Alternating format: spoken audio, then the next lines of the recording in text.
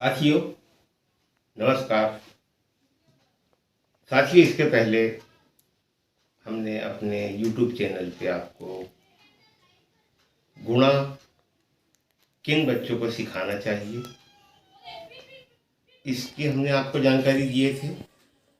और उसके बाद वाली वीडियो में हमने आपको गुणा की अवधारणा और गुणा की आवश्यकता क्यों, और एक बात उसमें हमने आपको बताए थे कि जोड़ और गुणा क्या एक ही संक्रिया है या अलग अलग है।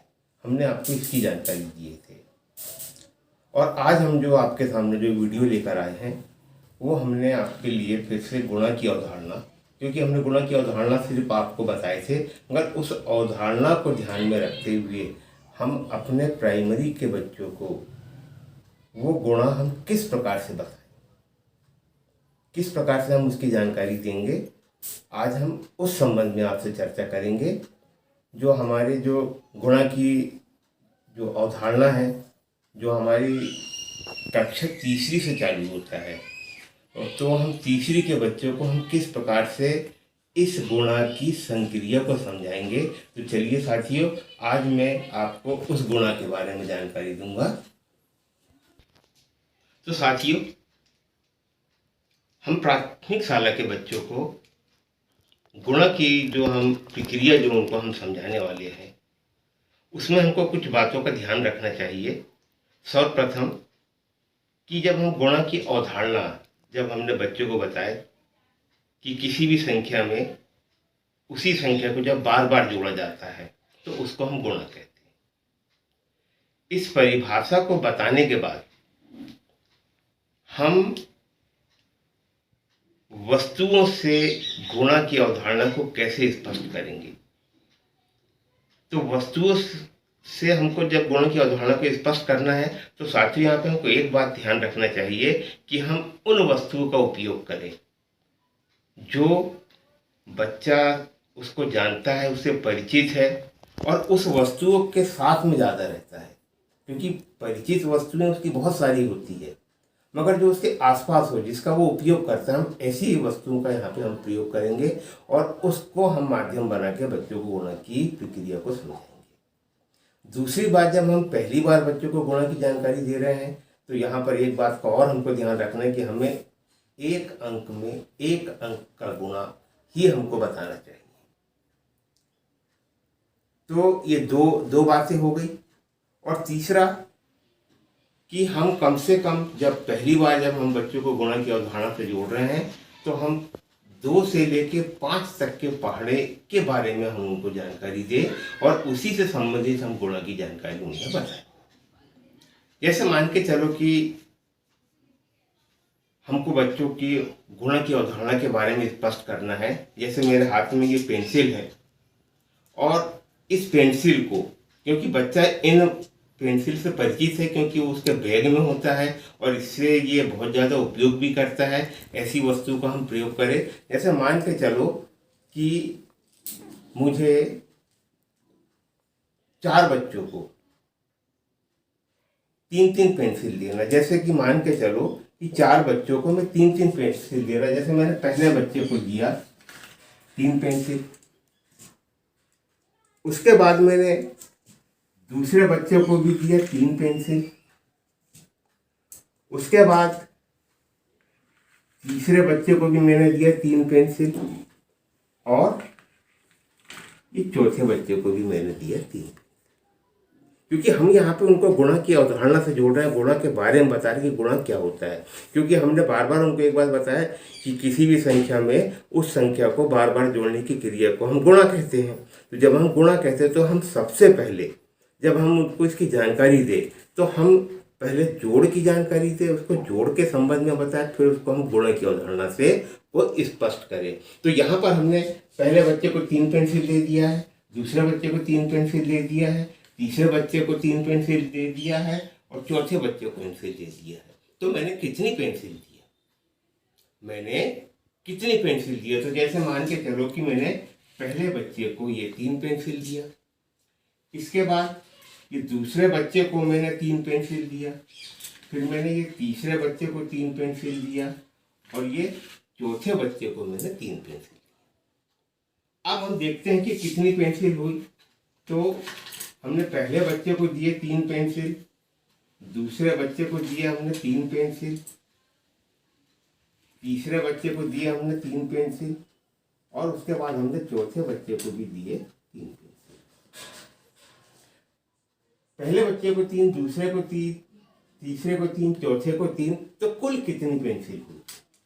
अब हम यहाँ पे कुल पेंसिल की संख्या को गिनेंगे। तो 1 2 3 4 5 6 7 8 9 10 11 12।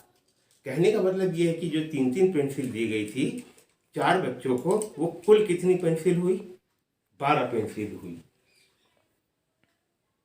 क्योंकि हमने उनको बताया है कि किसी भी संख्या में उसी संख्या को बार बार जोड़ने की क्रिया को हम गुणा कहते हैं। तो जैसे मैंने पहले बच्चे को दिया था कितनी पेंसिल, पहले बच्चे को 3 पेंसिल दिया, फिर दूसरे बच्चे को भी मैंने 3 पेंसिल दिया, तीसरे बच्चे को भी मैंने 3 पेंसिल दिया, और चौथे बच्चे को भी मैंने 3 पेंसिल दिया।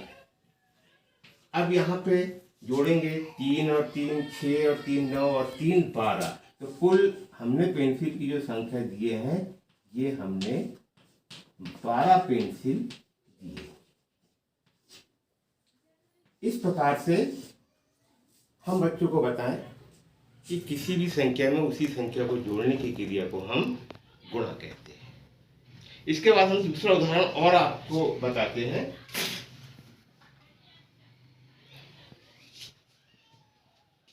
क्योंकि हम यहाँ पे बच्चों को वो परिचित वस्तुओं के बारे में हम जानकारी देंगे जिसको वो जानता है।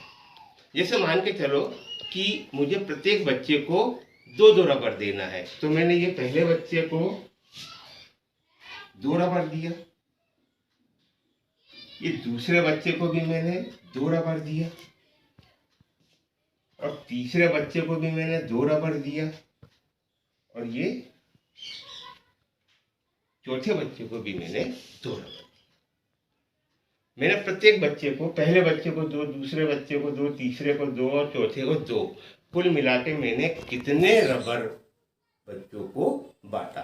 तो मैंने पहले बच्चे को दिया था 2, दूसरे बच्चे को 2, तीसरे बच्चे को 2 और चौथे बच्चों को 2।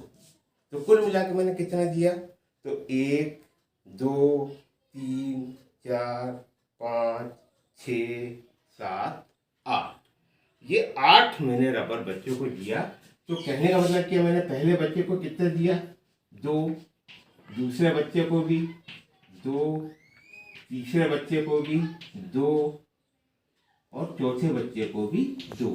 2 2 4 2 6 और 2 8। मैंने 8 रबर 4 बच्चों में बांटा।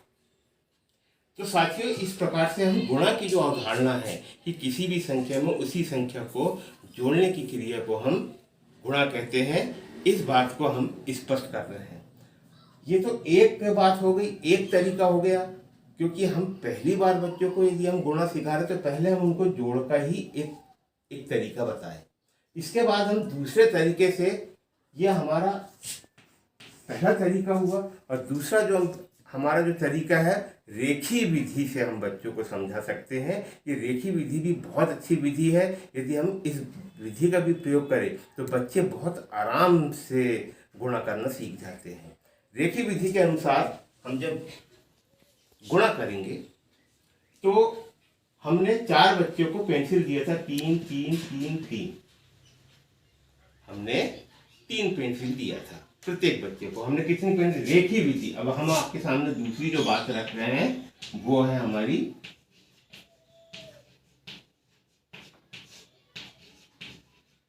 रेखीय विधि।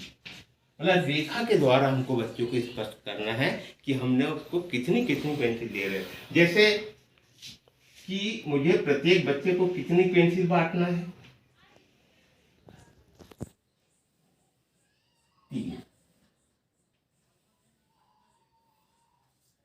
3 पेंसिल। मैंने पहले बच्चे को 3 पेंसिल दिया, दूसरे बच्चे को 3 पेंसिल दिया, तीसरे बच्चे को 3 पेंसिल दिया और चौथे बच्चे को 3 पेंसिल दिया। अब यहाँ पे ये जो कटन बिंदु जो आया है इसको हम गिन लेंगे।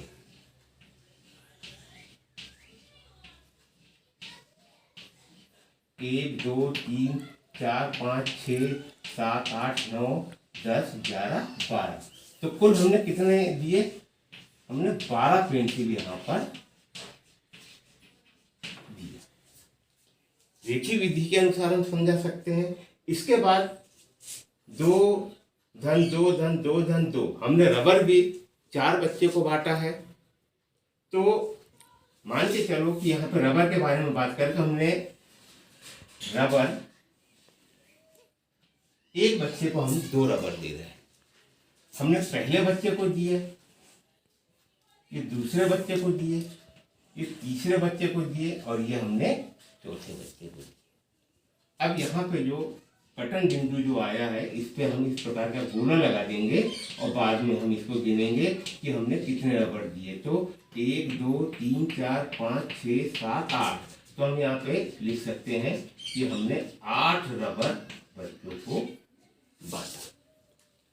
तो साथियों इस प्रकार से हमने गुणा की जो अवधारणा है, जब हमको बच्चों को ये सिखाना है तो हम इस प्रकार से उनको पहले जोड़ वाली विधि, उसके बाद रेखीय विधि, इन 2 विधियों का प्रयोग करके हम उनको गुणा की अवधारणा को स्पष्ट कर सकते हैं। साथियों इस रेखीय विधि का एक फायदा और है कि इससे हम बच्चों को पहाड़े भी सिखा सकते हैं, क्योंकि ये पहाड़े सिखाने की बहुत ही अच्छी विधि है।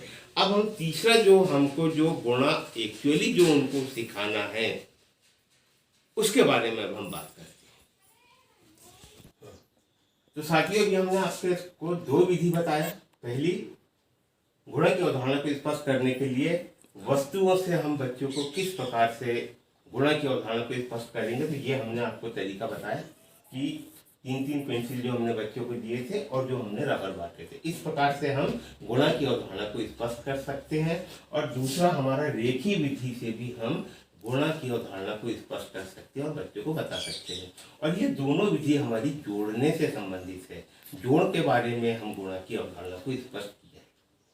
अब बात आती है कि जो सही मायने में हम उनको जो गुणा का हमको जो जानकारी देना है उसके बारे में हम उनको बताएंगे। तो सबसे पहले तो हम उनको चिन्हों का प्रयोग करना हम बता दें कि हमने इसमें धन का प्रयोग किया है, जो ये हमारा जोड़ने का निशान है, और गुणा का निशान हमारा कुछ क्रॉस के जैसे होता है।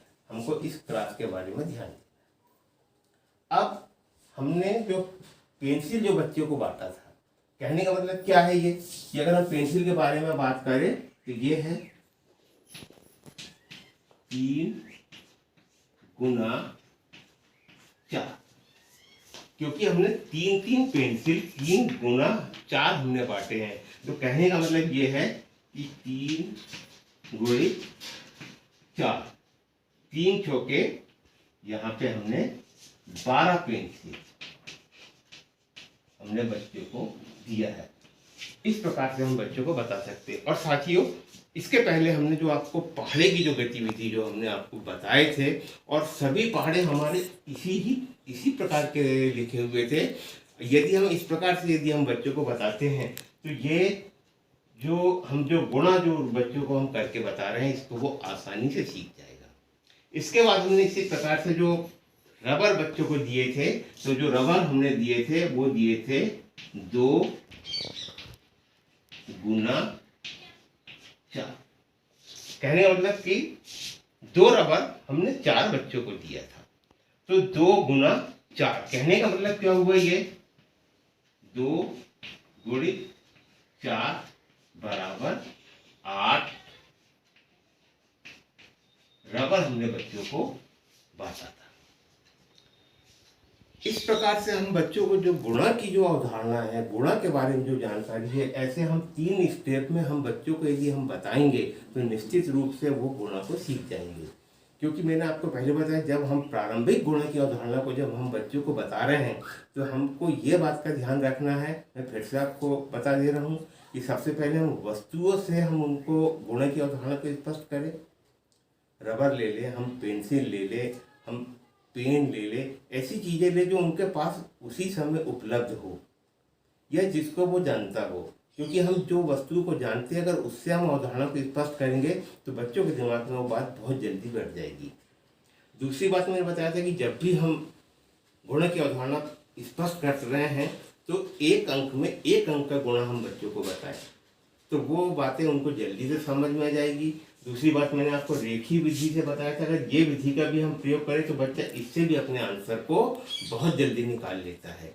और तीसरा जो हमारे जो गुणा की एक्चुअली जो विधि है, जो हमको बच्चों को गुणा सिखाना है, हम इस प्रकार से उनको सिखाएं कि 3 गुना 4 कहने वाला 3 गुणी 4। यहाँ पर हमारी 3 पेंसिल है, यहाँ 4 बच्चे हैं, यहाँ पर हमारी 2 रबर है और यहाँ पे 4 बच्चे हैं। इस प्रकार से हमने 3 चौके 12 पेंसिल और यहाँ पे 2 गुणी 4 8 रबर, ये हमने जानकारी दी है।